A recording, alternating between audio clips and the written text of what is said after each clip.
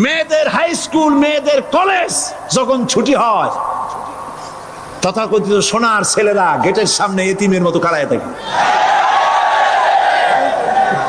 অনবরত হাইজাক হচ্ছে, ধর্ষণের সেঞ্চুরি হচ্ছে। মানুষকে আদম আলাইহিস সালাম, আদম হইছেন কি দিয়ে? মাটি দিয়ে। আল্লাহ রাব্বুল আলামিন যিনি মানুষ সৃষ্টি করেছেন, তিনি কোরআন শরীফের ভিতরে বলে দিয়েছেন, আমি প্রথমেই বলেছি, আপনারা লক্ষ্য করুন, এই কোরআন তাবিজের কিতাব নয়, এই কোরআন তদবিরের কিতাব নয়, ঝাড়ফুঁকের কিতাব নয়। কোরআন হলো পৃথিবীর মানুষের জন্য কোড অফ লাইফ, পূর্ণাঙ্গ জীবন বিধান। সবকিছু আল্লাহ পাক কোরআনের ভিতরে বলে দিয়েছেন, কোনো জিনিস বাদ দেন নাই। আপনি আমি কেমনে সৃষ্টি হয়েছি, আল্লাহ পাক কোরআনের ভিতরে বলেছেন, ইন্না খালাকনাকুম মিন তুরাবিন সুম্মা মিন নুতফাতিন সুম্মা মিন আলাকাতিন সুম্মা মিন মুদগা। নিষ্প্রাণ মাটি দিয়ে তোমাকে উৎপন্ন করা হয়েছে, নিষ্প্রাণ মাটি উপাদান দিয়ে তোমাকে তৈরি করা হলো। মায়ের পেটের ভিতরে এক ফোঁটা নাপাক পানি জমাট রক্তে পরিণত হয়ে গেল, জমাট রক্ত আস্তে করে গোস্ত পিণ্ড হলো, গোস্ত পিণ্ডকে সুন্দর করে সাজায়া, হাড্ডি গুড্ডি বানায়া, স্ট্রাকচার তৈরি করে, তার উপরে ফাকাসাউনাল ইযামা লাহমা, চামড়া দিয়ে গোস্ত দিয়া সাজায়া সুন্দর করে বানালাম। আল্লাহর পরিচয় শুনুন, আল্লাহ আমার কেমন আল্লাহ। মায়ের পেটের ভিতরে সন্তান বানায়া, এরপরে যখন রূহ দেওয়া হয়েছে, ক্ষুধা লেগেছে, খাবারের প্রয়োজন হয়েছে, আল্লাহ রাব্বুল আলামিন ওই কচি বান্দা মায়ের পেটে বসে কি খাবে, সেজন্য তার মা চিন্তা করে নাই, বাবা চিন্তা করে নাই, সরকার চিন্তা করে নাই।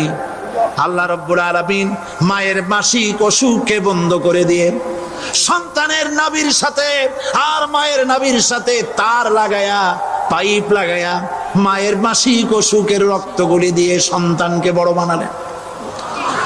মুখ দিয়া এই রক্ত পান করালেন না, মুখটাকে পবিত্র রেখে দিলেন, যাতে করে পৃথিবীতে আসার পর ওই মুখ দিয়া আল্লাহ রাব্বুল আলামিনের জিকির করতে পারো। সন্তান মায়ের ভিতরে, পেটের ভিতরে বড় হলো। আল্লাহ রাব্বুল আলামিন বলেন, মাস দিন যখন পুরা হয়ে গেল, সুম্মা নুখরিজুকুম তিফলা, বাচ্চার আকারে পৃথিবীতে নিয়ে আসলাম। এখন খাবা কি?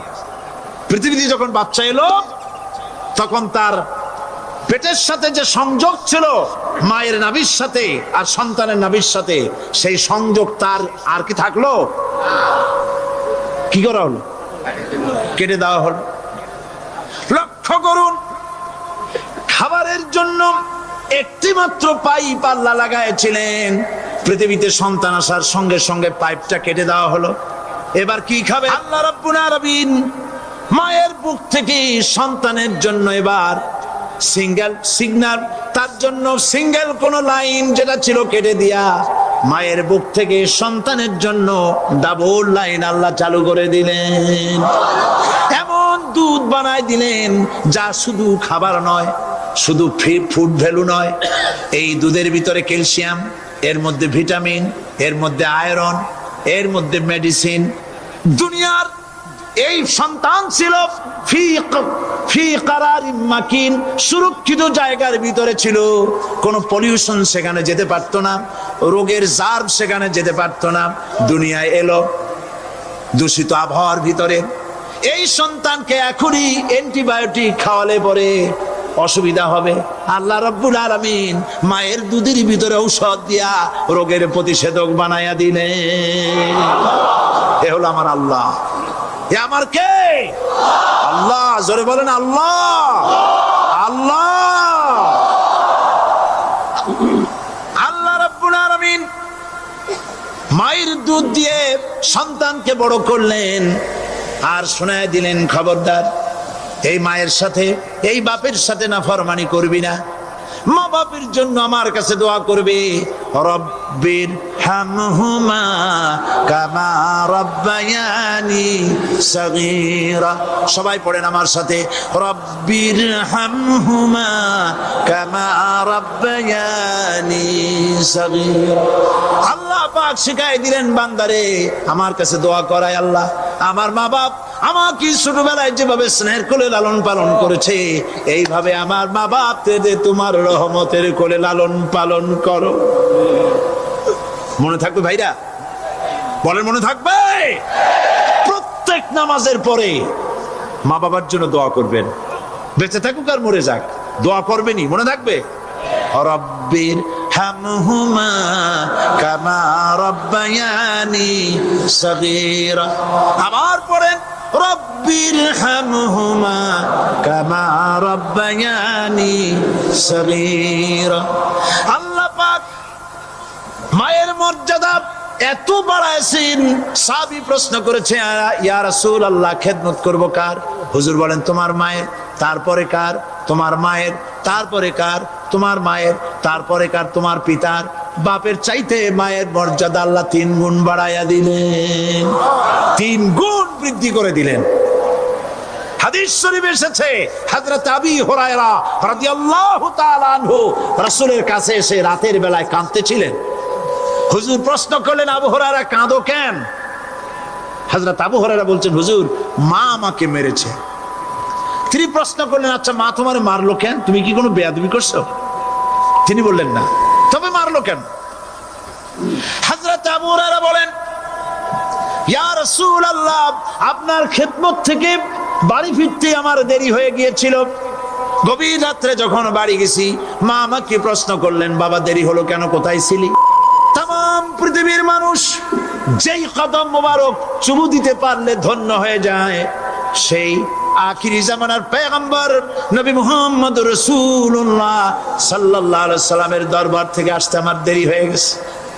ইয়া রাসূলুল্লাহ আমার মা আপনার নাম শুনে তার গা জ্বলে উঠলো, তিনি কাফের মুশরিকা। আপনার নাম শুনে অগ্নি শর্মা হয়ে আমাকে ধরে পিটানো আরম্ভ করলেন আর বললেন, আবু হুরায়রা হয় মুহাম্মদ সাল্লাল্লাহু আলাইহি সাল্লামের বাড়ি ছাড়বি, নইলে আমার বাড়ি ছাড়বি, কি করবি বল? মার খেতে খেতে আমি বললাম, মা তোমার গায়ে যত শক্তি আছে আমারে মারো, তোমার বাড়ি শুদ্ধ, তাম দুনিয়াটা ছেড়ে দিতে পারি, মুহাম্মদ রাসূলুল্লাহর কদম মোবারক ছেড়ে দিতে পারি না। আল্লাহ! হুজুর আমার মা গলা ধাক্কা মেরে আমাকে বের করে দিয়েছেন। হুজুর বলছেন, আবু হুরায়রা মা তোমাকে মেরেছে আর আমার কাছে নালিশ করছো, আমি তোমার মায়ের কোনো বিচার করতে পারবো না। সুবহানাল্লাহ! এত বড় পাওয়ারফুল নবী, শানওয়ালা, ইজ্জতওয়ালি, বরকতওয়ালি, এত বড় নবী বলছেন মা মেরেছে, আমার করার কিচ্ছু নাই। সুবহানাল্লাহ! তোমার মা মুশরিকা হোক আর যাই হোক, তোমার মা। সুবহানাল্লাহ বলেন। আমার বন্ধুগণ, হযরত আবু হুরায়রা বলেন, ইয়া রাসূলুল্লাহ মায়ের বিরুদ্ধে কোনো অভিযোগ নিয়ে আমি আপনার কাছে আসি নাই। হুজুর বললেন, কেন আসছো বলো খুলে। আবু হুরায়রা বলেন, হুজুর আমি জানি আপনি আল্লাহর দরবারে যদি কোনো ব্যাপারে হাত তোলেন আল্লাহ মঞ্জুর করে ফেলেন। আপনি দয়া করে আমার মার জন্য দোয়া করেন, আল্লাহ যেন হেদায়েত দিয়ে দেন।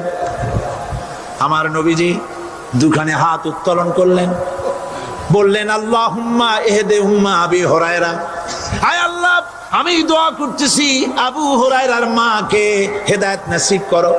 হুজুর হাত তুলে মোনাজাত করছেন, আবু হুরায়রা দৌড় দিলেন বাড়ির দিকে।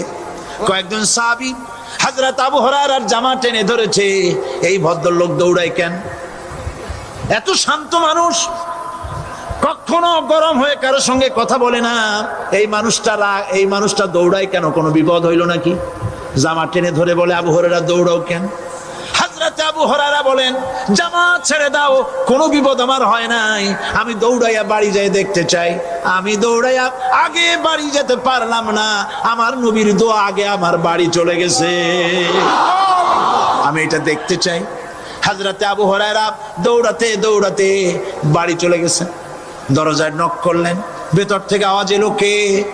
তিনি বললেন, আমি আবু হুরায়রা। আম্মা দরজা খুলে দাও, আমি তোমার সন্তান। মা বললেন, বাবা অপেক্ষা করো, দরজা খুলতেছে।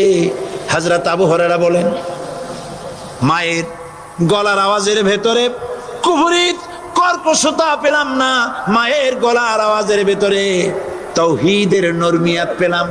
আমার কাছে মনে হলো আমি আবু হুরায়রা বাড়ি আসার আগে নবীজির দোয়া আল্লাহর আরশে পৌঁছে গেছে।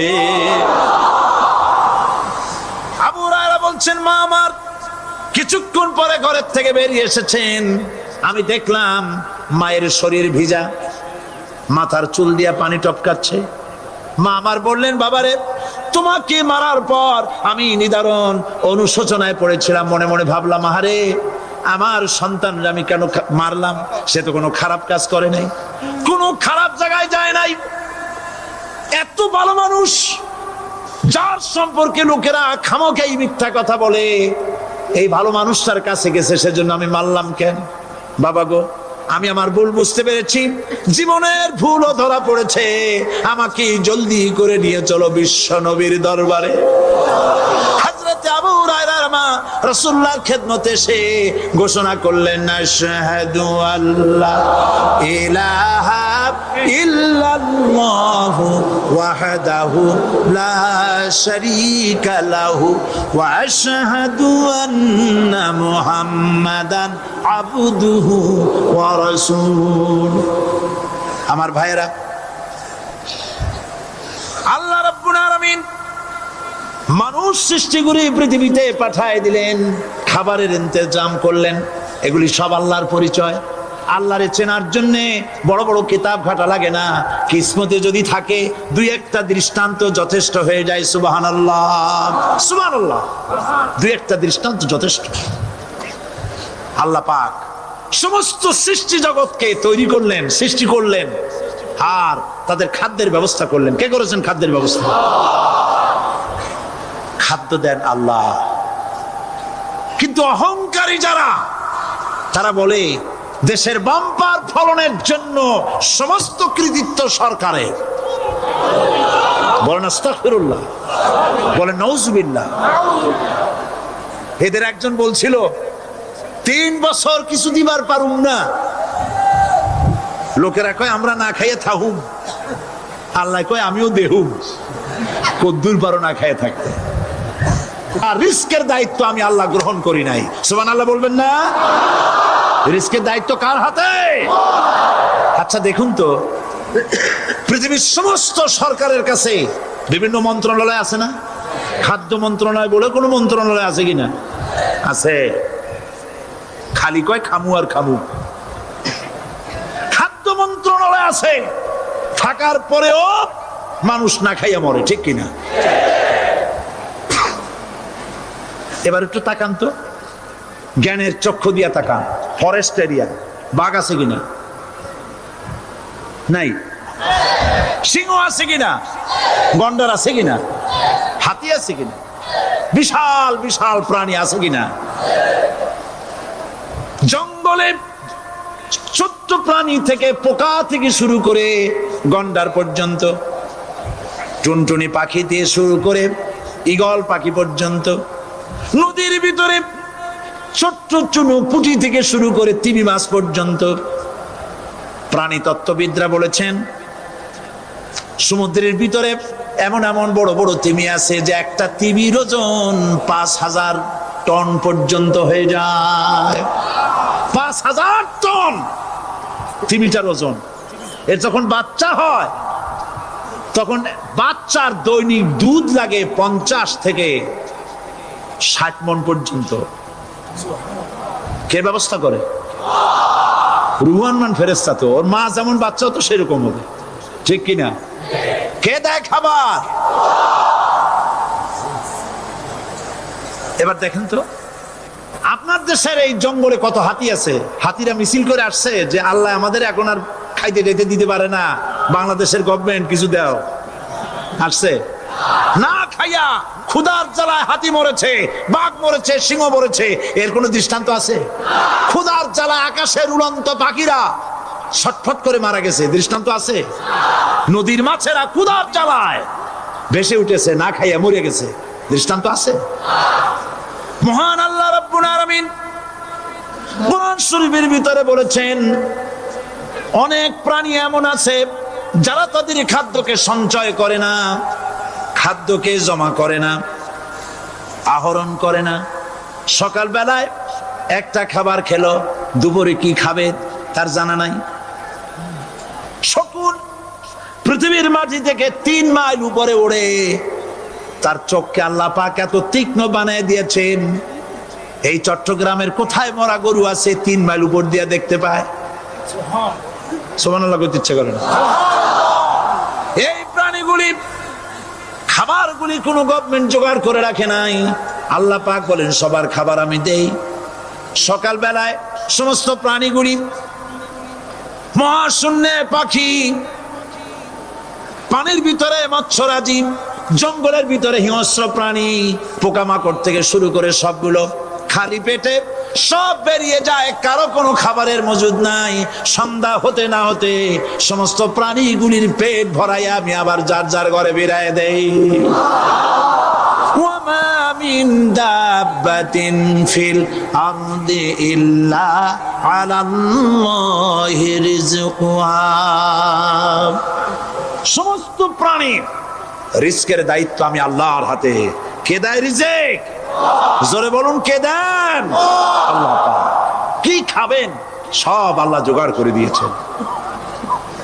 তরি তরকারি জোগাড় করেছেন, মাছ জোগাড় করেছেন, চাউল দিয়েছেন, খাবার দিয়েছেন, গোশত দিয়েছেন, সব দিয়ে দিয়েছেন আল্লাহ রাব্বুল আলামিন। সমস্ত জিনিস দিয়ে মানুষকে আল্লাহ পাক তার জন্য আল্লাহ সব করেছেন। খালাকালাকুম মা ফিল আরদি জামিআ। এই পৃথিবীতে যা তৈরি করেছে সব তোমার জন্য। এ হচ্ছে আমার আল্লাহ, এ হচ্ছে আমার কে? আল্লাহ। সে আল্লাহ পাক বলছেন, আল্লাহর পরিচয়, তিনি স্রষ্টা, তিনি রিজেক দাতা। এবার আইনদাতা কে? আইনদাতা কে? আরো জোরে বলুন। আইনদাতা আল্লাহ হচ্ছে আল্লাহর পরিচয়। ইনিল হুকমু ইল্লা লিল্লাহ আলা লাহুল খালকু ওয়াল আমর। সৃষ্টি যার, আইন চলবে তার। আমার দেশে আল্লাহর আইন চলছে? আমাদের দেশের কল কারখানা, ক্ষেত খামার, অফিস আদালত আল্লাহর আইন অনুযায়ী চলে? চলে না। বরং আল্লাহর আইনকে মুছে ফেলার জন্য, নিজেদের আইন সৃষ্টি করার জন্য প্রচেষ্টা চালানো হচ্ছে। আল্লাহর আইন মানুষের জন্য সব থেকে বেশি উপযোগী, কারণ সৃষ্টি করেছেন কে? বলেন, কে করেছেন? আল্লাহ। প্রত্যেকটি মেশিন আপনি যা কিনবেন, রেডিও হোক, টিভি হোক, যে কোনো যন্ত্র হোক, গাড়ি হোক, তার সাথে একটা লিটারেচার, একটা বই তার সঙ্গে দিয়ে দেওয়া হয়। ওই বইয়ের মধ্যে লেখা থাকে এটা কিভাবে চালানো হবে, অপারেট করা হবে, তার সিস্টেম লেখা থাকে। আপনার ইচ্ছা মতো চালাইলে হবে না। এই মানব গোষ্ঠীকে সৃষ্টি করেছেন। এখন আপনি যদি আপনার আইন মতো চালান, তা কি চলবে? চলবে না। আপনি আপনার আইন মতো চালাচ্ছেন, ভালোভাবে চলতেছে? চলতেছে না। স্বরাষ্ট্রমন্ত্রী বলতেছেন সন্ত্রাসীদেরকে মাটির তলা থেকে খুঁজে বের করা হবে, কিন্তু নাকের উপর দিয়ে ব্রিফকেস চুরি হয়ে যায়, উনি তা ধরতে পারেন না। এই হলো আইন। অনাবরত খুন হচ্ছে, অনাবরত সন্ত্রাসী তৎপরতা চলছে। আর ওনারা বলছেন আগের থেকে এগুলি চলে আসছে, একজনের খুনের বিচার না হইলে এরকম খুন তো হইতেই থাকবে। তাহলে খুনকে, হত্যাকে, সন্ত্রাসকে সরকার জাস্টিফাইড করছে। নাউযুবিল্লাহি মিন যালিক। এই জন্য আইন হতে হবে আল্লাহর। আইন হতে হবে কার? চিল্লায় বলেন, আল্লাহ পাকের আইন হতে হবে। আমি একদিন পার্লামেন্টে বলেছিলাম, আমার দেশের নেতা নেত্রীরা বারবার হজ করতে যান, উমরা করতে যান, সেখান থেকে আসার সময় কি আনেন? আতর, পাথর, সুরমা আর খুরমা, এই কিছু নিয়ে আসলেন। কিন্তু আমি বলেছি, আপনারা কি কিছু চোখে দেখেন না? পার্লামেন্টে এইভাবে বক্তৃতা করেছে, কিছু চোখে দেখেন না? আমি প্রশ্ন করে আমি আবার জবাব দিচ্ছি, আপনারা যারা হজ করতে যান, উমরা করতে যান, হজের কথাই ধরি, এই হজ করতে যখন যান তখন মুজদালিফায় একটা রাত কাটাইতে হয়। সেটা কোন দিন? ইয়ৌমে আরাফার পরের দিন। এই মাঠে দালান কোঠা আছে, এখানে বেড়া আছে, শামিয়ানা আছে, পর্দা আছে, তাবু আছে, কিচ্ছু নাই। লক্ষ লক্ষ নারী আর পুরুষ পাশাপাশি শুয়ে থাকে, তাও সুবহানাল্লাহ কইতে ইচ্ছা করে না। সারা রাত জনে জনে পুলিশ পাহারাদার নাই।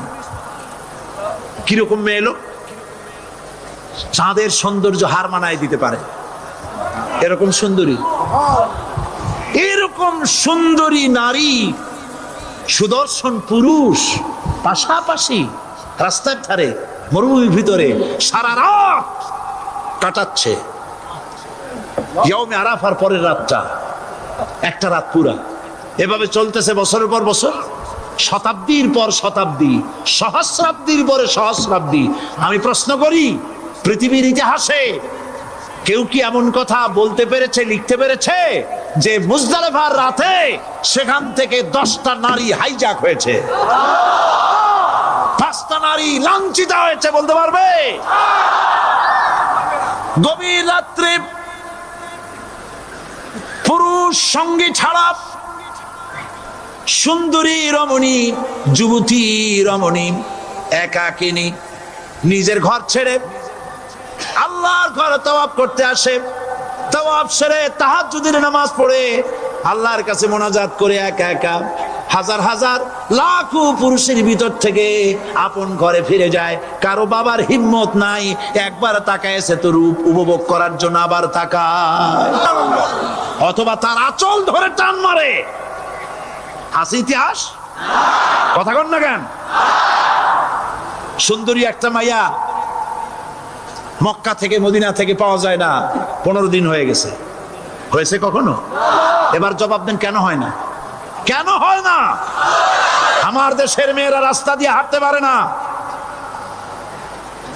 হাই স্কুল মেয়েদের, হাই স্কুল মেয়েদের কলেজ যখন ছুটি হয়, তথাকথিত সোনার ছেলেরা গেটের সামনে এতিমের মতো কারায় থাকে। অনবরত হাইজ্যাক হচ্ছে, ধর্ষণের সেঞ্চুরি হচ্ছে। আর ওখানে হয় না কেন? ওখানে হয় না এই কারণে, এই কোরআনের আইন আল্লাহ রাব্বুল আলামিন যে আইন দিয়েছেন, ওখানে আইন বলবৎ আছে। আছে নাকি? আছে কিনা? কোন পুরুষ কোন নারীকে ধর্ষণ করেছে যদি প্রমাণিত হয়, সে যদি ফাহাদের ছেলে হয় আর ফাহাদের মেয়েও হয়, কোরআনের শাস্তি হলো পাথর মেরে উড়াইয়া দাও। তাকে জানিয়ে দেওয়া হবে রেডিও টিভির মাধ্যমে, জেনাকারের ব্যভিচারীর শাস্তি হবে। চতুর্দিকে হাজারো লোকেরা দাঁড়াবে, হাতে পাথর নিয়ে পাথর মেরে তাকে তার গোশত হাড্ডি বাতাসের সাথে উড়ায় দেবে। একজন মানুষ আর একজন মানুষকে খুন করলো, এই আসামি ধরা পড়ে গেল, কোরআনের শাস্তি হলো যখন ধরা পড়বে প্রমাণিত হবে যেমন ভাবে হত্যা করেছে পরেও হত্যা করো। এই দৃশ্য, এই আইন যদি বাংলাদেশে যদি এই আইন চালু হয়ে যেত, খুনের আসামি ধরা পড়েছে, জেনার আসামি প্রকাশ্য ময়দানে এলো, সাক্ষী প্রমাণে কোর্টে প্রমাণিত হলো সত্যি সে খুনি। এই বিশাল আউটার স্টেডিয়ামের মাঝখানে খুনি কি দাঁড় করাও, চতুর্দিকে হাজারো লাখো মানুষ থাকুক, রেডিও টিভির ক্যামেরা কার্যকর হবে, পত্র পত্রিকার সাংবাদিকরা আসবে, তরবারির এক আঘাতে খুনির কল্লাটা উড়ায় দাও, দেহটা নিঃসার হয়ে জমিনে পড়ে যাবে। এই দৃশ্য যারা দেখবে স্বচক্ষে, রেডিওতে, পত্র পত্রিকায়, আর 1 বছরের ভেতরে খুন করার হিম্মত কারো কলিজায় উঠবে?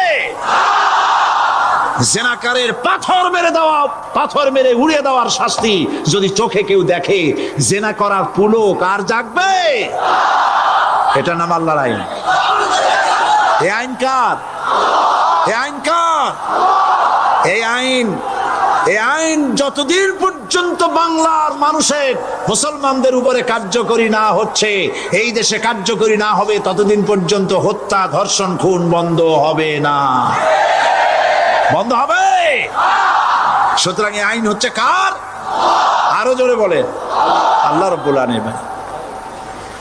মহান আল্লাহ রাব্বুল আলামিনের এই আইন অনুযায়ী যদি দেশ চলে, মানুষ শান্তি পাবে, চুরি বন্ধ হবে, ডাকাতি বন্ধ হবে, জেনা বন্ধ হবে, হত্যা ধর্ষণ বন্ধ হয়ে যাবে। নবীজি এমন একটি আইন চালু করে দিয়ে, কোরআনের বিধান চালু করে দিয়ে এমন একটা সমাজ চালু করেছিলেন, যেই সমাজ সম্পর্কে হুজুর নিজে বলেছেন, খায়রুল কুরুনে কারনি, সর্বশ্রেষ্ঠ যুগ হলো কার যুগ? আমার যুগ। সুবহানাল্লাহ বলেন। রাসূলের যুগ হলো সর্বশ্রেষ্ঠ যুগ। সেই কোরআন, সেই হাদিস আজও আছে না নাই? বলেন জোরে, আজও আছে না নাই? সেই কোরআন এবং সুন্নাহ দিয়ে দেশ শাসন হোক, এটা কি আমরা চাই? কারা কারা চাই? দু হাত উঁচু করে দেখা।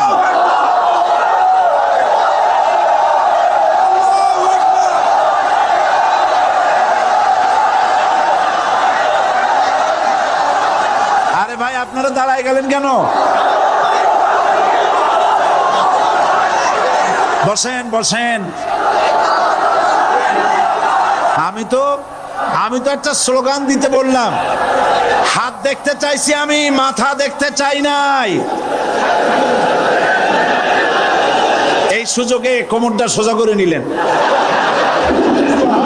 আচ্ছা বসেন, আর মহব্বতের সাথে জিকির করেন, লা ইলাহা ইল্লাল্লাহ।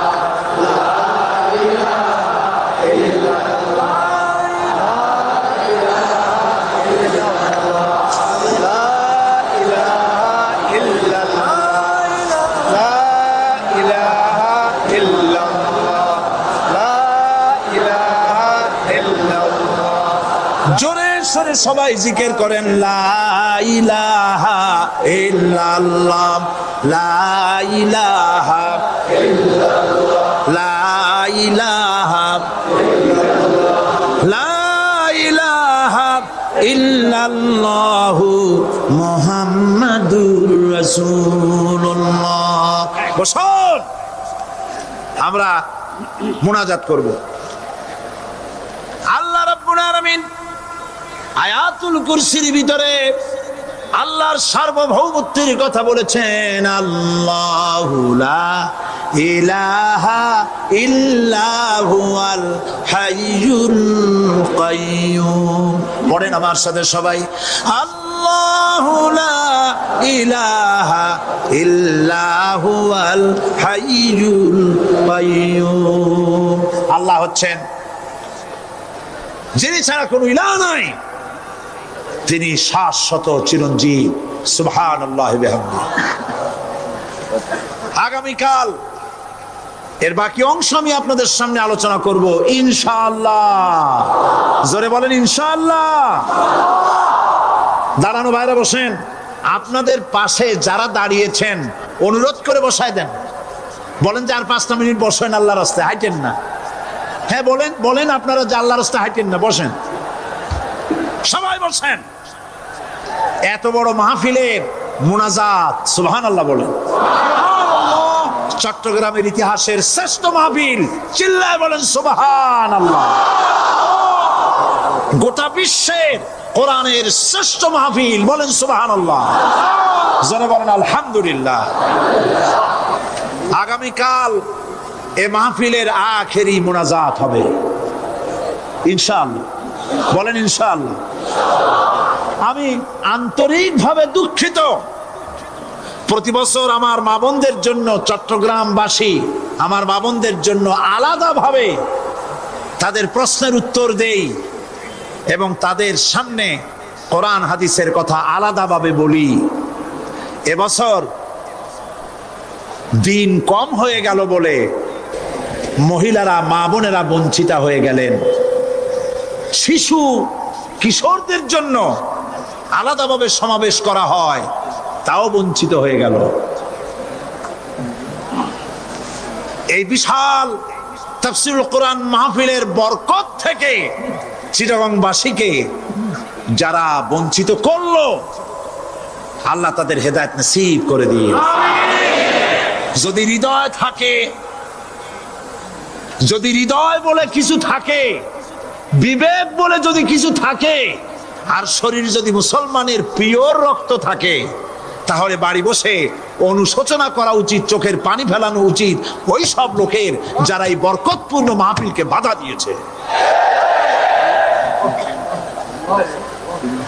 আর যাদের কলজার মধ্যে আল্লাহ মোহর মেরে দিয়েছে, এগুলোর তো হেদায়েত হবে না। যাদেরকে আল্লাহ পাক তৈরি করেছেন জাহান্নামের জন্য, ওদের কাছে মাহফিল অসহ্য, সহ্যই হবে না। নাউজুবিল্লাহ বলেন। চট্টগ্রামবাসীর জন্য তাফসীরুল কোরআন মাহফিল নিয়ামত। এই নিয়ামত কিয়ামত পর্যন্ত আল্লাহ টিকায় রাখুন, বলি আমিন। আগামীকালের আখেরি মোনাজাতে সমস্ত মুসলমান চতুর্দিক থেকে আল্লাহ পাকের নারা লাগাতে লাগাতে আসবেন। আল্লাহু আকবার, নারায়ে তাকবীর। গোটা চট্টগ্রাম, গোটা চিটাগং শহর আগামীকাল কোরআনের মিছিলের শহর হবে ইনশাআল্লাহ।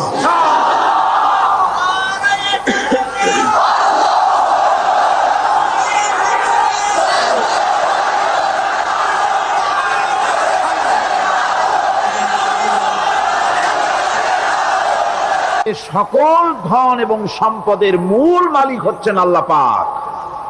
সমস্ত ধন সম্পদের মালিক কে? আল্লাহ সুবহানাহু ওয়া তাআলা। কোরআনে কারীম বলছে, লিল্লাহি মা ফিস সামাওয়াতি ওয়া মা ফিল আরদ। আকাশ এবং জমিনের ভিতরে যা কিছু আছে সব কিছুর মালিকানা কার? জোরে বলেন কার? আল্লাহ রাব্বুল আলামিন হচ্ছেন এর একচ্ছত্র মালিক।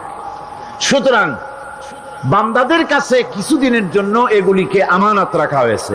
আমাদের ঘর আছে, বাড়ি আছে, ব্যবসা আছে, বাণিজ্য আছে, জায়গা আছে, জমিন আছে, গরু আছে, বাছুর আছে, এই সবগুলি কিছুদিনের জন্য আমাদের কাছে কি রাখা হয়েছে? আমানত। আমানতের মাল আপনি আপনার ইচ্ছা মতো খরচ করতে পারবেন না। আমানতের মাল কি ইচ্ছা মতো খরচ করা যায়? যায় না। আমানতের মালকে খরচ করতে হলে মূল মালিকের ইচ্ছা অনুযায়ী খরচ করতে হবে। মূল মালিককে আল্লাহ রাব্বুল আলামিন বলছেন, ইন্নাল্লাহা ইশতারা মিনাল মুমিনিনা আনফুসাহুম ওয়া আমওয়ালাহুম বিআন্না লাহুমুল জান্নাহ। আমি আমার মুমিনের জান এবং মালকে খরিদ করে নিয়েছি, বিনিময় জান্নাত দিয়ে দিয়েছি। তোমার কাছে যে জান আছে, মাল আছে, এটা তোমার নয়, এটা আমার আমানত তোমার কাছে। সুতরাং এই আমানত খরচ করতে হবে মূল মালিকের ইচ্ছা অনুযায়ী। সমাজের এক শ্রেণীর লোক প্রচুর বিত্তের মালিক হবে,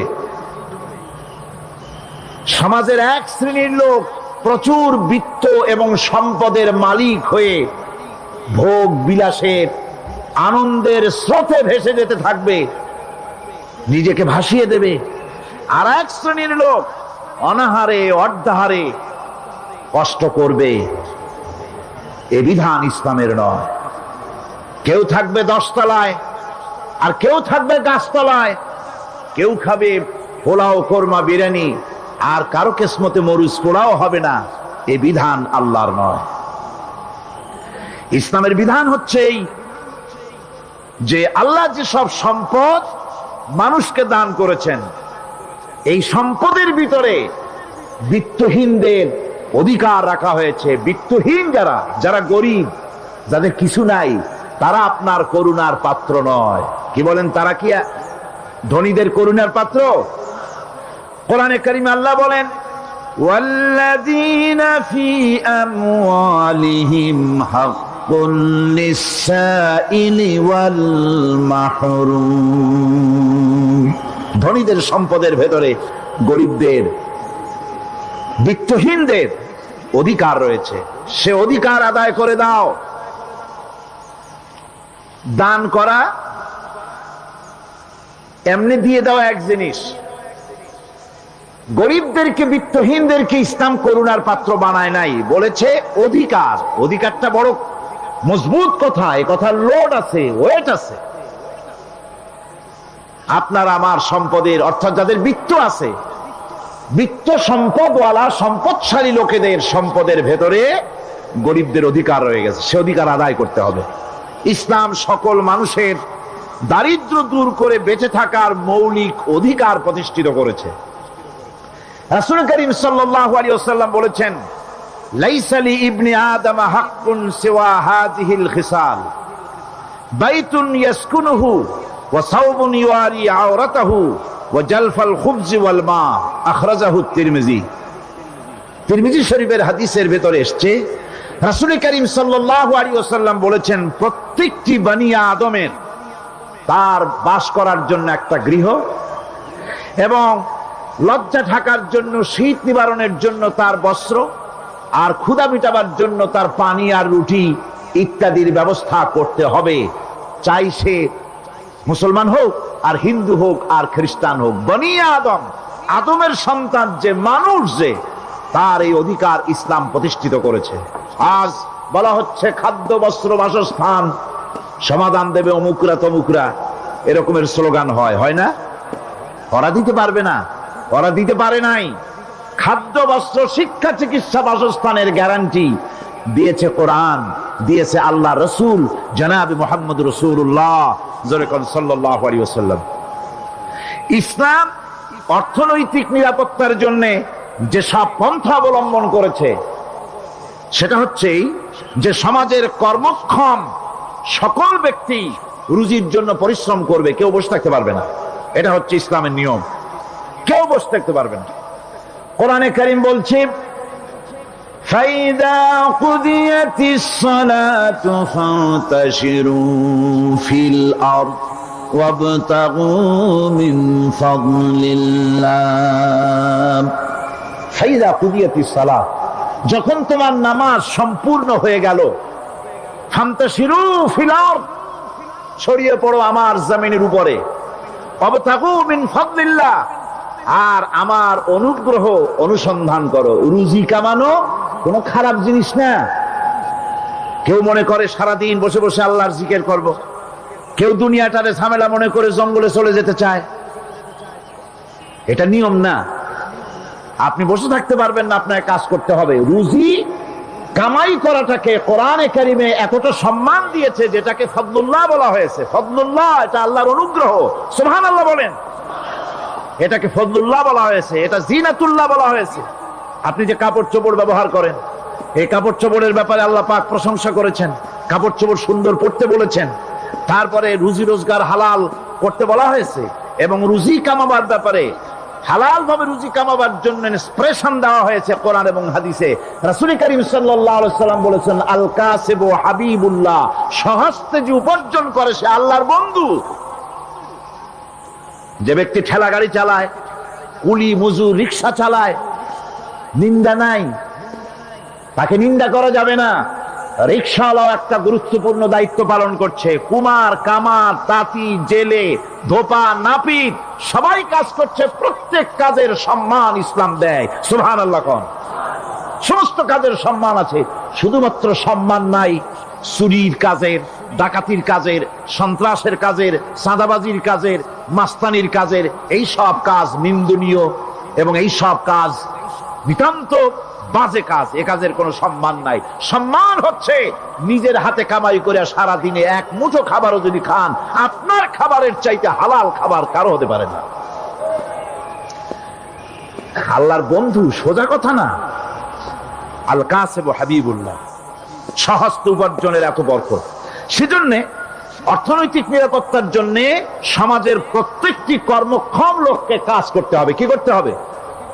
নামাজ পড়া হয়ে গেছে, এখন আর বসে থাকা চলবে না, নেমে পড়ুন কাজের জন্য, আল্লাহর অনুগ্রহ অনুসন্ধান করুন। এরপরে আল্লাহ পাক বলছেন, আমার অনুগ্রহ রুজি কামাও, আর রুজি কামাবার সময় ওয়াজকুরুল্লাহ যিকরান কাসীরা, লাআল্লাকুম তুফলিহুন। আর জিকির করবা আমার বেশি, আমার জিকির করবা। বলা হচ্ছে রুজি অনুসন্ধান করো, আর বলা হচ্ছে আমার জিকির করো। তো জিকির আর রুজি সন্ধানের ভিতরে সামঞ্জস্য কি? সামঞ্জস্যটা হচ্ছে এই যে আপনি যখন উযকুরুল্লাহ কাসীরান, আপনাকে বেশি করে জিকির করতে হবে। জিকির মানে কি? স্মরণ করা। জিকির মানে কি? স্মরণ করা। আল্লাহকে স্মরণ করেন। রুজি যখন কামাতে যাবেন স্মরণ করবেন কারে? চিল্লায় কোন কারে? আপনি রুজি কামাবার জন্য চাকরি করতেছেন, অফিসে বসে যদি আল্লাহ রাব্বুল আলামিন আপনার স্মরণে থাকে, তাহলে ঘুষ খাওয়া আপনার জন্য সম্ভব হবে না। কথা ঠিক কিনা? আল্লাহ পাক বলছেন রুজি কামাবার জন্য তুমি যে পরিশ্রম করবে, ওই পরিশ্রমের সময় বেশি বেশি জিকির করো, আমারে স্মরণ রাখো। অফিসে বসে যখন তুমি কাজ করবে, আমি যদি স্মরণে থাকি, তাহলে তুমি ঘুষ খাইতে পারবে না। তুমি জমিন চাষ করবে, জমিন চাষ করার সময় আমি যদি তোমার স্মরণে থাকি, জমিনের আইল ঠেলা তোমার পক্ষে সম্ভব হবে না। যত রকমের রুজির রোজগারের পথ আছে, আমাকে স্মরণ করো, খারাপ পথ থেকে বাঁচো, হালাল ভাবে রুজি কামাও। হালাল রুজির ভিতরে আল্লাহ রাব্বুল আলামিন বরকত দিয়ে দিবেন। আর কাজ করার জন্য বলা হয়েছে, রাসূল করিম সাল্লাল্লাহু আলাইহি ওয়াসাল্লাম বলেছেন, ইজা সাল্লাইতুমুল ফাজরা ফালা তানুমু আন তালবি আরযাকিকুম। ফজরের নামাজ পড়া হয়ে গেছে, ঘুমায়ো না। আমাদের একটা আম অভ্যাস হয়ে গেছে ফজরের নামাজ পড়ে ঘুমানো। হাদিস শরীফে বলা হচ্ছে ফজরের নামাজ পড়া হয়ে গেছে, ঘুমায়ো না। রুজি তালাশ করো, রিজিক তালাশ করো, নিজের সাহায্য করো, অন্যকে সাহায্য করো, নিজের সংসারের জন্য কাজ করো, অন্যের জন্যও করো। হালাল ভাবে রুজি কামাই করে বউকে একটা ব্লাউজ কিনে দিয়েছেন, একটা শাড়ি কিনে দিয়েছেন, বাচ্চাকে ক্লাসের বই কিনে দিয়েছেন, বাজার থেকে মাছ তরিতরকারি কিনে। অক্ষম ব্যক্তিদেরকে সহযোগিতা করবে, যারা নাকি উপার্জন করতে পারে না, ওই জাতীয় লোকদেরকে তারা সহযোগিতা করবে। ওয়াকফুলু গানিয়ুহুম ফাকিরাহুম, সেই সমাজের যারা নাকি সামর্থ্যবান, তারা রোজগার করবে এবং গরিবদেরকে সহযোগিতা করবে। আল্লাহর নবী বলেছেন, সে ব্যক্তি মুমিন নয়, সে ব্যক্তি মুমিন নয়, সেই ব্যক্তি মুমিন নয়। সাহাবায়ে কিরাম হতচকিত হয়ে উঠলেন, প্রশ্ন করলেন, নবীজি কোন ব্যক্তি মুমিন নয়? আল্লাহর নবী বলেন, যেই ব্যক্তি পেট পুরে আরাম করে ঘুমায় গেল, এ কথা জানার পর যে তার প্রতিবেশী না খেয়ে শুয়ে আছে, ক্ষুধার যন্ত্রণায় কাতরাচ্ছে, এ কথা জানার পরে যেই মুসলমান ব্যক্তি আরাম করে পেট ভরে খেয়ে ঘুমায়, সে কখনো মুমিনের দাবি করতে পারে না, মুমিন হতে পারে না। কত বড় কথা! ইসলাম মানুষকে তাগিদ করেছে তার প্রতিবেশীর উপরে লক্ষ্য রাখার জন্য, তার প্রতিবেশীকে লক্ষ্য রাখার জন্য, গরিব মানুষের প্রতি লক্ষ্য রাখার জন্য। রাসূল করিম সাল্লাল্লাহু আলাইহি ওয়াসাল্লাম বলছেন, আইয়ু রাজুলিন মাতা দিয়ান বাইনা আগনিয়ায়ে ফাকাদ বারিয়াত মিনহুম জিম্মাতুল্লাহি ওয়া রাসূলুহু। আল্লাহর নবী বলেন, কোন ধনী ব্যক্তিদের মাঝে কোন গরিব প্রতিবেশী যদি না খেয়ে মারা যায়, তাহলে ওই এলাকার বিত্তশালী লোকদের সাথে আল্লাহর সমস্ত সম্পর্ক, রাসূলের সব সম্পর্ক ছিন্ন হয়ে যায়। কে বলতে পেরেছে এত বড় কথা? মানুষের অর্থনৈতিক নিরাপত্তার জন্য কত বড় কথা বলেছে ইসলাম, বলেছে বিশ্বনবী জনাবে মুহাম্মদ রাসূলুল্লাহ সাল্লাল্লাহু আলাইহি ওয়াসাল্লাম। আল্লাহ রাব্বুল আলামিন বলেন, ধনীদের হাতে যেন সম্পদগুলি পুঞ্জীভূত হয়ে না যায়, কাইলা ইয়াকুনা দুলাতাম বাইনাল আগনিয়াই মিনকুম, তোমাদের ধনীদের হাতে যেন সম্পদগুলি, সমাজের সম্পদগুলি যেন পুঞ্জীভূত না হয়, সেগুলি বরং ছড়িয়ে আস্তে করে যেন সমস্ত গরিব জনসাধারণের কাছে যেতে পারে, সে ব্যবস্থা করতে হবে। এখনো বাংলাদেশের নিয়ম মাফিক যদি যাকাত আদায় করা হয়, নিয়ম মাফিক মানে সোনার যাকাত, রূপার যাকাত, নগদ ক্যাশের যাকাত, ফসলের ওষুধ সঠিকভাবে যদি আদায় করা হয়, তো একেবারে কম করে হলেও 1000 কোটি টাকা যাকাতের টাকা কালেকশন হতে পারে। এটা কি কম কথা? 1000 কোটি টাকা, এই টাকা আদায় করা হচ্ছে না। এই টাকা আদায় না করার কারণে যে শূন্যতার সৃষ্টি হচ্ছে, এই ভ্যাকুয়ামকে পূর্ণ করার জন্য এগিয়ে এসেছে 7 সমুদ্র 13 নদীর উপর থেকে এনজিওরা। এনজিওরা এসে আমাদের দেশে, সব এনজিও খারাপ আমি তা বলি না, বহু এনজিও আছে যারা এদেশের উন্নয়নের, আর্থসামাজিক উন্নয়নের জন্য তারা প্রচেষ্টা করছে। রাস্তাঘাট, স্কুল কলেজ, চিকিৎসা ইত্যাদির দিকে কাজ করছে। যতগুলি এনজিও আমাদের দেশে আছে তার ভিতরে 52টা এনজিও গোনা বাছা যারা ইসলামের প্রকাশ্য দুশমন, আর এর শীর্ষস্থানে আছে ব্র্যাক। এই এনজিও গুলি তারা আমাদের দেশে এসে সুদি কারবার শুরু করেছে, পরিপূর্ণভাবে সুদের কারবার। ব্যাংকের থেকে যদি আপনি লোন নেন তাহলে 15 or 17% ইন্টারেস্ট দিতে হবে, আর ওদের কাছ থেকে যে সুদ, যে টাকা নেওয়া হয় সেই টাকায় গ্রামীণ ব্যাংক থেকে শুরু করে ব্র্যাক বলেন, কারিতাস বলেন, অক্সফাম বলেন, অ্যাডাপ বলেন, যেগুলি আছে এগুলি সুদ নেয় 30 থেকে 34% পর্যন্ত। গোটা জাতিকে গ্রাম পর্যায়ে তারা সুদের নিবিড় চাষ করতেছে, ঘরে ঘরে সুদ পৌঁছে দিয়েছে, মুসলমান নারীদেরকে বেহুরমতি করেছে, ইসলামের ঐতিহ্য ধ্বংস করতেছে, নারীদেরকে বিপর্দা করতেছে, আমার দেশের ফ্যামিলি স্ট্রাকচারকে এনজিওরা ধ্বংস করে দিচ্ছে।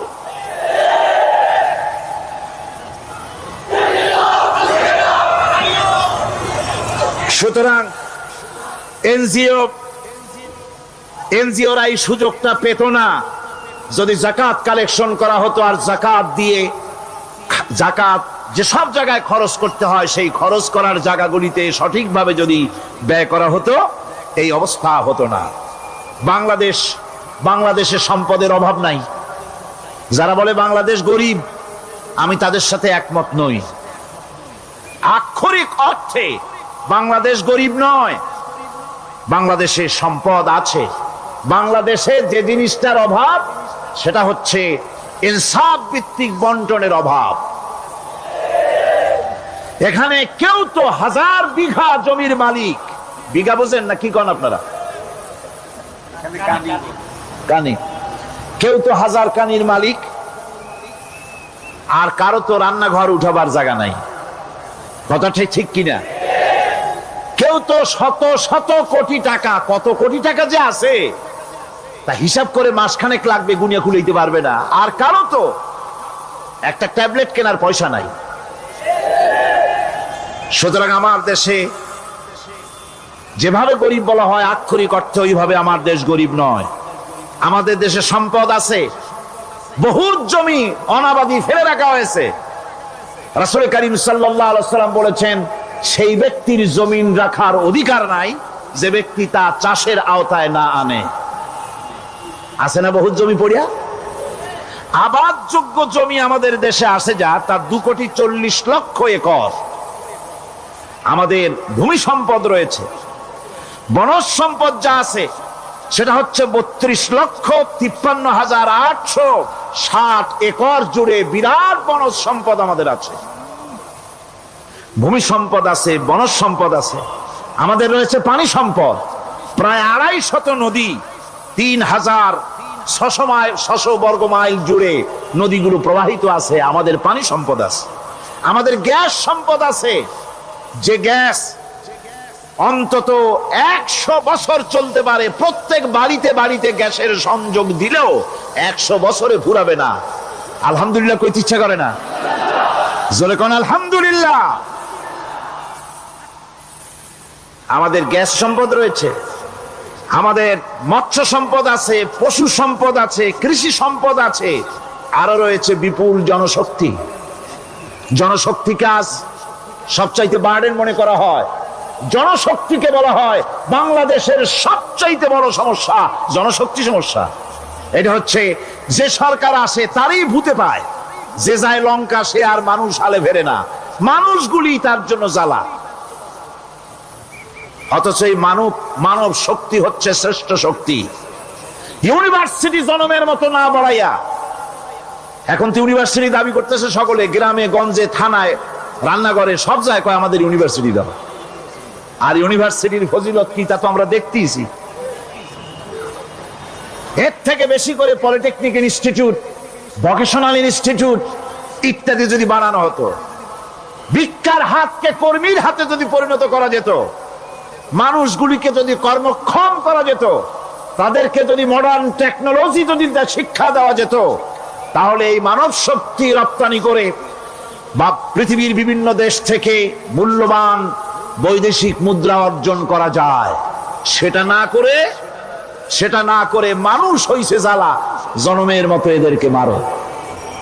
এটা হচ্ছে ট্রেনের থার্ড ক্লাস প্যাসেঞ্জার্স মেন্টালিটি। সেটা কিরকম? সেটা হচ্ছে ট্রেনে যখন মানুষ চলে তৃতীয় শ্রেণীতে, একবার উঠে বসলে সে অন্যের জন্য জায়গা ছাড়ে না। জায়গা খালি আছে, আর একজন এসে বললে ভাই আমার একটু বসতে দাও, কয় না ভাই এখানে লোক আছে। আসলে কিন্তু লোক নাই। আপনি যদি বলেন যে সেই লোক আসলে আমি জায়গা ছেড়ে দেবো, ততক্ষণ তো বসি, আপনি বসলেন, এরপরে আপনি তো বুঝছেন যে লোকটা ফাঁকিতেছে, ওই চিন্তা আপনার মধ্যেও ঢুকবে, আর একজন আসবে বসার জায়গা আছে, আপনি বলবেন না এখানে জায়গা নাই। ট্রেনের থার্ড ক্লাস প্যাসেঞ্জারদের যে মন মানসিকতা, বর্তমান মুসলিম দেশগুলির সরকার প্রধানেরা ঠিক ট্রেনের থার্ড ক্লাস প্যাসেঞ্জারদের চাইতো থার্ড ক্লাস। মানব শক্তিকে কাজে লাগাবার চিন্তা না করে উল্টা চিন্তা তারা করছেন। এত সম্পদ থাকা সত্ত্বেও বাংলাদেশ আজ যে অভাব সৃষ্টি হয়েছে তা কৃত্রিম, এবং তা সৃষ্টি হয়েছে এটা এর একমাত্র দায়ী এর জন্য রাজনৈতিক ষড়যন্ত্র। রাজনৈতিক ষড়যন্ত্রের কারণেই এই অভাব সৃষ্টি হয়েছে। গোড়া থেকেই আমাদের দেশটি ষড়যন্ত্রের শিকার। প্রথমে ব্রিটিশ বেনিয়ারা 200 বছর পর্যন্ত গোলামির জিনজির পরিয়ে দিয়েছে। 200 বছর গোলামির পর দ্বিজাতি তত্ত্ব এবং মুসলিম সংখ্যাগরিষ্ঠতার ভিত্তিতে 47-এর আজাদি, তারপর পশ্চিমাদের শোষণ বঞ্চনা থেকে মুক্তি লাভের জন্য 71-এর আজাদি, এরপরে দেশের 90% হচ্ছে মুসলমান। 90% কারা? চিল্লায় বলেন না কারা? পৃথিবীর এই দ্বিতীয় বৃহত্তম মুসলিম জনগোষ্ঠীকে খ্রিস্টান আর ইহুদিরা তারা চেয়েছে জনগণকে খ্রিস্টান বানাতে। আমাদের দেশের জনগণকে তারা চায় খ্রিস্টান বানাতে। যারা কমিউনিস্ট তারা চায় আমাদেরকে নাস্তিক বানাতে। আর পার্শ্ববর্তী দেশের পেইড এজেন্ট যারা আমাদের দেশে আছে তারা চায় পৃথিবীর নিকৃষ্টতম কুফরি মতবাদ, ধর্ম নিরপেক্ষ মতবাদের মাধ্যমে গোটা জাতিকে ধর্ম থেকে দূরে সরিয়ে দিতে চায়। সুতরাং এই ষড়যন্ত্রের শিকার হয়ে আছে বাংলাদেশ। বাংলাদেশের এই আর্থসামাজিক প্রেক্ষাপটে ইসলামের বিধান ছাড়া, আল্লাহর দেওয়া বিধান ছাড়া এর কোনো মুক্তি নাই, এর নাজাতের কোনো পথ নাই। আল্লাহ রাসূল ক্ষমতা আরোহণ করলেন, রাষ্ট্রের মালিক হলেন, প্রেসিডেন্ট হলেন। রাসূলুল্লাহ কি হলেন? আল্লাহর নবী প্রেসিডেন্ট হলেন। সমাজের গরিব দুঃখীদের ব্যাপারে নবীজি বললেন, মান তারাকা মালান ফালওয়ারাসাতিহি ওয়া মান তারাকা দিয়ান আও কুল্লা ফালিয়াতিনি ফাইন্না মাওলাহু, রাওয়াহুল বুখারী। নবীজি বলেন, যে ব্যক্তি মারা গেল, মরে যাওয়ার পর তার যে সম্পদ থাকবে, এই সম্পদগুলি সে যে সন্তান, স্ত্রী, পুত্র যাদের রেখে গেছে তা তাদের জন্যে। আর যদি সে ঋণগ্রস্ত, যদি ঋণ অবস্থায় সংসারকে রেখে যে থাকে, তাহলে তার ঋণের বোঝা, ঋণের পরিশোধের দায়িত্ব আমি মুহাম্মদ সাল্লাল্লাহু আলাইহি ওয়াসাল্লাম নিয়ে নিলাম। সমাজের যার কোনো অভিভাবক নাই, তার অভিভাবক আমি মুহাম্মদ সাল্লাল্লাহু আলাইহি ওয়াসাল্লাম। যার কোনো অভিভাবক নাই, সেজন্য আমার কাছে চলে আসে। ইসলামী রাষ্ট্র এই বিধান পেশ করেছে। এর চাইতে সুন্দরতম বিধান পৃথিবীতে আর কেউ দিতে পারে নাই। সেজন্য সেই সমাজে চুরি বন্ধ হয়েছে, ডাকাতি বন্ধ হয়েছে, জেনা বন্ধ হয়েছে, সব বন্ধ হয়ে গিয়ে সুন্দর একটি সমাজ প্রতিষ্ঠিত হয়েছিল। আর রাসূল বলেছিলেন, খাইরুল কুরুনে কারনি, সর্বশ্রেষ্ঠ যুগ হলো আমার যুগ। সুবহানাল্লাহি বিহামদিহি। মানুষ দরজা খুলে ঘুমায়েছে, কারো ক্ষুধার কষ্ট নাই, পড়ার কষ্ট নাই, খাবারের চিন্তা নাই, চুরি ডাকাতির ভয় নাই, ভয় মুক্ত। ওই যে গতকাল বলেছিলাম, যেমন একটা সমাজ আসবে, খাব্বাব চিন্তা করো না, আমি কসম করছি এমন একটা সমাজ প্রতিষ্ঠিত হবে যেই সমাজে চুরি ডাকাতি জেনা ব্যভিচার হত্যা ধর্ষণ কোনো ভয় থাকবে না। লা ইয়াখাফু ইল্লাল্লাহ, আল্লাহ ছাড়া কারো কোনো ভয়, মনের ভিতরে ভয় থাকবে না। ওয়ালাকিন্নাকুম তাস্তাজিলুন, তোমরা বড্ড তাড়াহুড়ো করতেছো, বেসবর হচ্ছ, সবর করো, তাড়াহুড়ো করো না। এমন সমাজ আসবে। রাসূলুল্লাহ এরকম একটা সমাজ গোটা পৃথিবীবাসীকে উপহার দিতে পেরেছিলেন না পারেন নাই? পেরেছিলেন কিনা? সেই কথাই আল্লাহ রাব্বুল আলামিনের কথার সঙ্গে বার মিলান। লাইসাল বিররা আন তুওয়াল্লু বুজুহাকুম কিবালাল মাশরিকি ওয়াল মাগরিব। পূর্ব পশ্চিমে কত মাথা ঘুরালে, চেহারা ঘুরালে, এটাই কিন্তু তোমার পুণ্যবান হওয়ার জন্য, নেককার হওয়ার জন্য যথেষ্ট নয়। বরং যথেষ্ট হলো আল্লাহর প্রতি ঈমান আনো, কিতাবের প্রতি, পরকালের প্রতি, ফেরেশতার প্রতি, নবীদের পরে ঈমান আনো। আর আল্লাহর মহব্বতে, আল্লাহর প্রেমে উদ্বুদ্ধ হয়ে আর একটা বড় কাজ করো, সেটা হলো ওয়াতাল মালা আলা হুব্বিহি যাবিল কুরবা ওয়াল ইয়াতামা ওয়াল মাসাকিন ওয়াবনাস সাবিল ওয়াসাইলিনা ওয়া ফির রিকাবি ওয়া কামাস সালাতা وآتى الزكاة والموفون بعهدهم إذا عاهدوا والصابرين في البأساء والضراء وحين البأس أولئك الذين صدقوا وأولئك هم المتقون।